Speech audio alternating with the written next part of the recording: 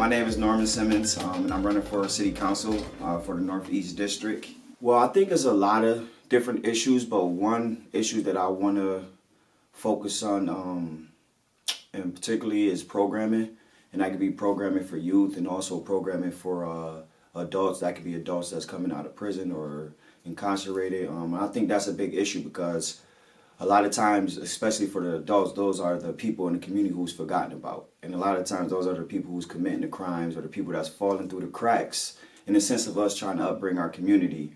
I mean, as it relates to the kids, the kids are the future. So I think having adequate programming will set our kids up for a better future versus, having them just learn through trial and error and not utilize the resources that we do have. Because I was a youth of the east side, northeast of Rochester, and me doing programming that helped me excel in my academic career and also my athletic career.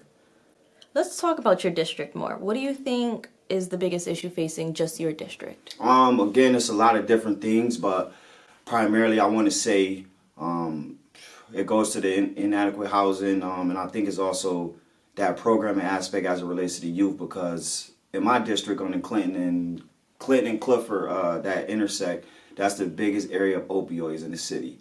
And so as a result of that, we need to kind of address the things around that. When I say address the youth, kind of making sure the youth is guided and not exposed to all the different things such as syringes in the grass on the playground, making sure our streets are clean, neighborhood gardens, that type of thing. I think kind of focusing on that and bringing up the love and the togetherness in the community is one of the main things, and a lot of people don't talk about that. Again, I grew up right on Clinton Avenue my whole life, so face value my whole life I was exposed to the drugs, so I saw the different waves of drugs that's coming in, and right now happen to be opioids. So me having that face value, being in the community and seeing both sides of it, I think I can help bridge the conversation, bridge the gap from both sides. So I think kind of being that person that's advocating, also answering the community. A lot of times, at least from my experience, again, I'm not running to shame anyone or make anyone look bad, but in my experience, I never had face value someone of authority come in my area and I can see actually trying to fight for a change in the sense of the crisis that's going on. Because on the outside looking in, everybody can say, oh, these urban kids or these urban youth are into drugs or selling drugs, but that's not always the picture. There's always something deeper. I think a big part of it is ego.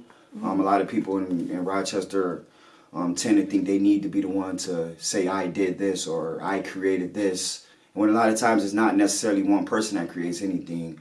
So I think that's why, in the sense of the segregation problem as well, in the sense of race, but on a deeper level, politics in Rochester is mostly primarily black, and we're still divided. But I think that comes from people not understanding each other. We don't talk enough. We kind of talk to respond and not talk to understand and comprehend.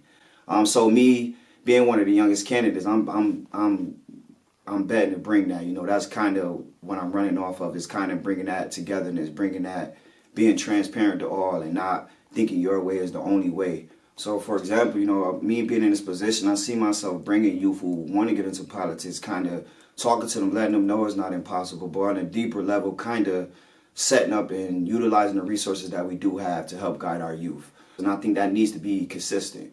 Not when a tragedy happens or someone gets murdered, everyone want to come out and kind of pray their gratitude. But I think I want to say, in a hot summer day, walk up on a block of Clinton and Clifford or Fight Village and talk to the people that's struggling, because we are urban youth. I was an urban youth. We have problems, we have issues that we deal with every day, mental health things that's never addressed. And so sometimes it's kind of showed in our actions because we're lost out here. And I think that's something that I'm not letting get away from people, ears and eyes, of the fact that urban youth, sometimes they feel lost, their voices aren't heard. So helping bridge that gap in the sense of being consistent for me is important, by not just talking and also providing solutions. That's why I say maximize working with things like Ibero, Center for Youth, Hillside, working for programs that's already been doing wonderful things and kind of bringing that more to my community.